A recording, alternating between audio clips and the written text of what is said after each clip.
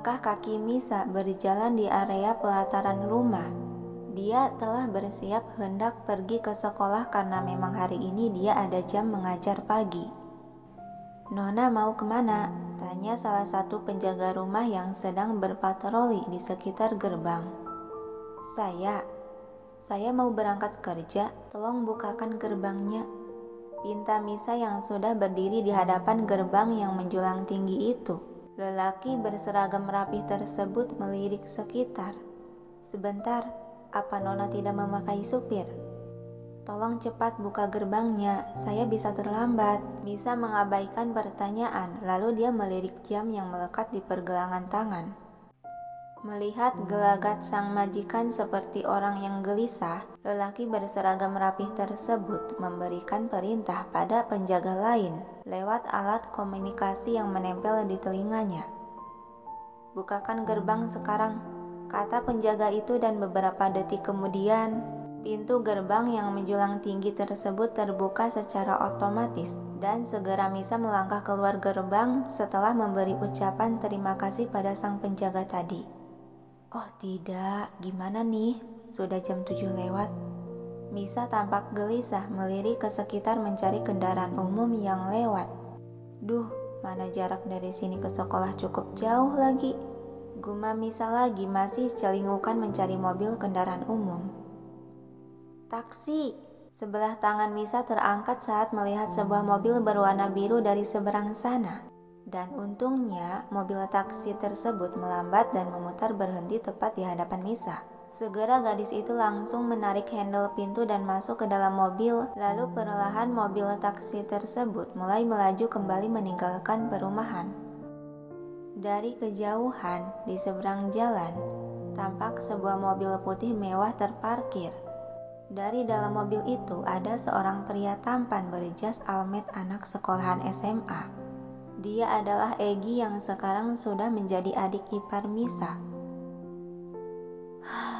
"Kalau saja aku punya keberanian berhadapan denganmu, sudah kutawari untuk naik ke mobilku.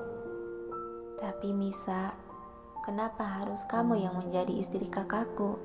Egy memukul setir mobil menumpahkan kekesalan yang mengganjal di hatinya. "Andai saja aku tahu wanita yang dijodohkan itu kamu, mungkin akan dengan senang hati aku akan menggantikan kakak," gumam Egy diakhiri hembusan napas berat penuh penyesalan. Di sekolah SMA Pelita, langkah kaki Misa begitu cepat dan tergesa memasuki gedung sekolahan itu yang sepertinya jam pelajaran pertama akan segera dimulai. Melihat para siswa-siswi di sana telah masuk ke kelas masing-masing. "Syukurlah masih belum terlambat," ocehan pelan Misa sembari melirik jam yang melekat di pergelangan tangan. "Bu Misa," panggil seorang lelaki dari arah koridor berlawanan. Misa yang sudah tahu siapa si pemilik suara itu, dia dengan malas berbalik menoleh. Tampak Pak Dani tengah berjalan ke arahnya. "Assalamualaikum Bu Misa," sapa lelaki berkemeja putih itu setelah saling berhadapan. Misa memasang senyuman ramah walau kepaksa. "Waalaikumsalam. Apa kabar Bu? Gimana keadaan Bu Misa? Kemarin tidak masuk lagi?" Pak Dani bertanya dengan tatapan terlihat begitu khawatir. Saya baik-baik saja kok Pak. Hanya ada sedikit masalah saja, jadinya kemarin saya ambil cuti." Helaan napas lega keluar dari mulut Pak Dani masih menatap lembut dengan senyuman hangat. "Syukurlah, kira saya Ibu Misa sakit. Soalnya kemarin Ibu Rina pun tidak tahu menahu soal izinnya Bu Misa." Tatapan Pak Dani sedikit memincing selidik. "Tidak biasanya Ibu Misa izin berturut-turut, apa masalah yang sedang Ibu Misa hadapi cukup serius? Saya siap membantu Ibu jika memang dibutuhkan." "Oh, soal itu bisa." Ucapan Misa seketika menggantung di udara saat suara cempreng tiba-tiba menyerobot di antara mereka berdua. Rina yang baru datang langsung menubruk tubuh Misa dan dirangkulnya.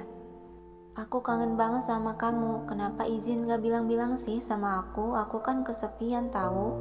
Misa tersenyum menanggapi tingkah sahabatnya itu. Syukurlah aku selamat dari pertanyaan Pak Dani.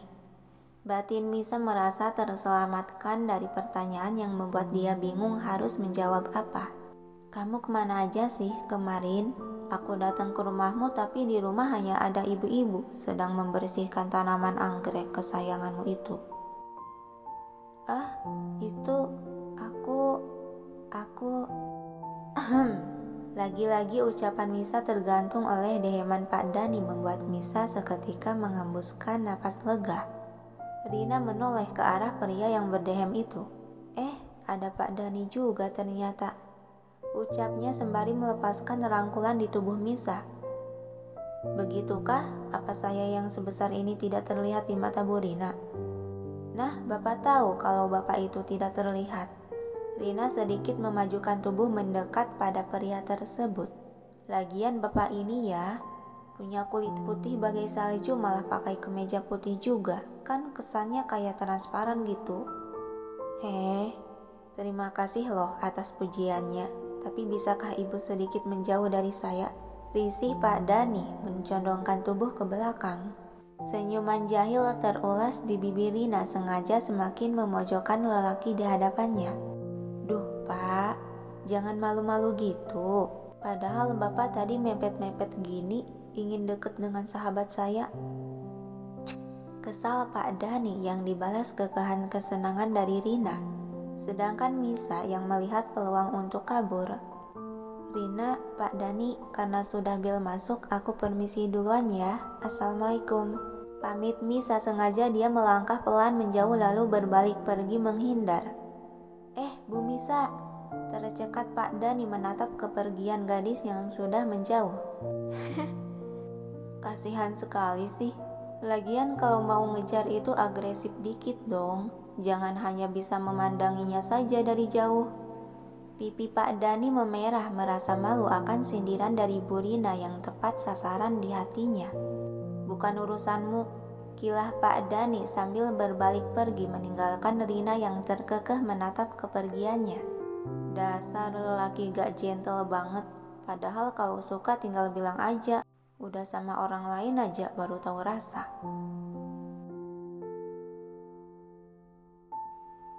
Memasuki jam pelajaran pertama, Misa langsung bergegas menuju kelas untuk mengajar.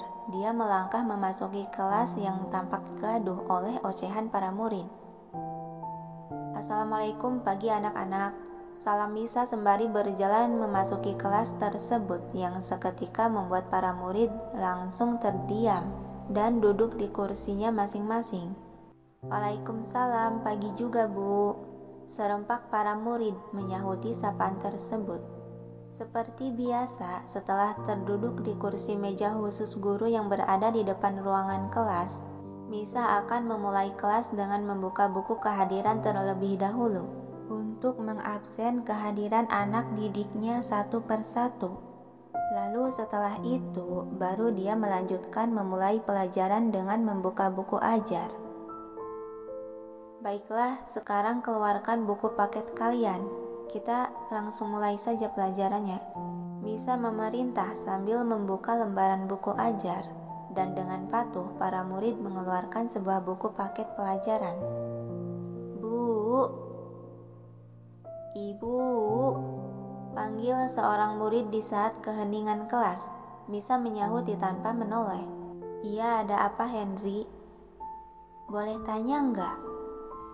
Tidak boleh bertanya, tegas Misa yang sudah tahu akal-akalan murid si Raja Gombal itu. Duh Ibu, kok tetep galak sih sama aku? Kan hatiku sedikit terluka gitu. Tapi tak apalah, makin galak makin cantik. Celoteh Henry menggoda. Buka halaman 78, 89, sama 90, kata Misa mengabaikan murid nyeleneh satu itu. Kasian banget sih digondokin. Teman sebangku Henry malah menertawakan kawannya yang diabaikan. Pukulan keras di kepala itu dari Henry yang kesal ditertawakan. Diam lo buluk. Bu, kemarin kemana? Kok aku nggak lihat ibu di sekolah? Ibu nggak sakit kan? Henry masih tak gentar terus menggoda Misa. Yang dibalas lirikan tegas nan kesal dari Misa. "Buka buku paketmu, Henry." "Nggak mau ah, jawab dulu dong pertanyaanku."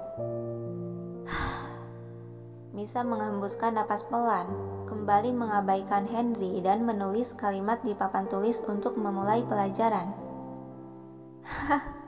Lagi-lagi Ito menertawakan teman sekawannya itu. "Oi, lo berdua berisik, jangan bacot mulu tuh mulut," tegur Raihan murid yang berada di bangku belakang bersama Egy. Ito langsung terdiam takut, berbeda dengan Henry yang menoleh ke belakang bersikap menantang. "Apaan lo ha? Di mulut-mulut gue, dan gue juga kagak bicara sama lo, kenapa lo yang sewot curut?" Raihan mengepalkan tangan menahan kekesalan. "Gue yang denger bacotan lo aja enek, gimana Bu Misa yang lo ajak bicara? Sialan lo, mau nggak?" Geberakan meja keras serta bentakan keras dari Egy. "Diam!"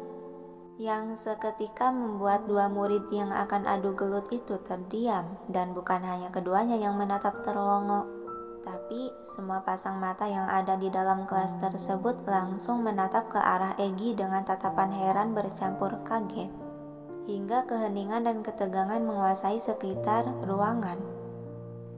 Kenapa dia berteriak begitu? Batin Misa sama-sama dibuat kaget sampai spidol di tangannya tadi sempat terjatuh. Misa menghentikan menulis dan menatap pada para murid.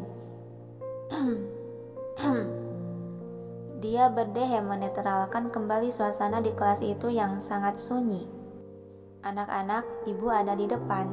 Sedang melihat apa kalian ke belakang?" kata Misa membuat para murid yang sedang menatap ke Egy kembali teralih menatap ke arahnya. "Nah, selagi mencatat, ibu akan menjelaskan materinya."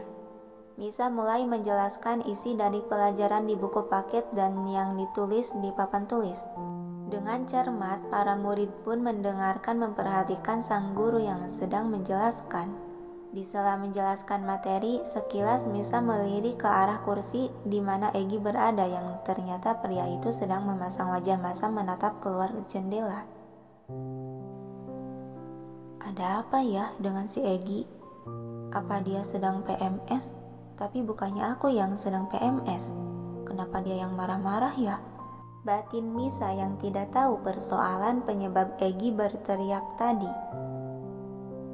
Dan saat menatap Egy begitu lekat seperti itu, seketika tatapan Misa dengan Egy bertemu yang segera membuat Misa langsung mengalihkan tatapan ke arah lain. Merasa malu telah kepergok sedang menatapnya.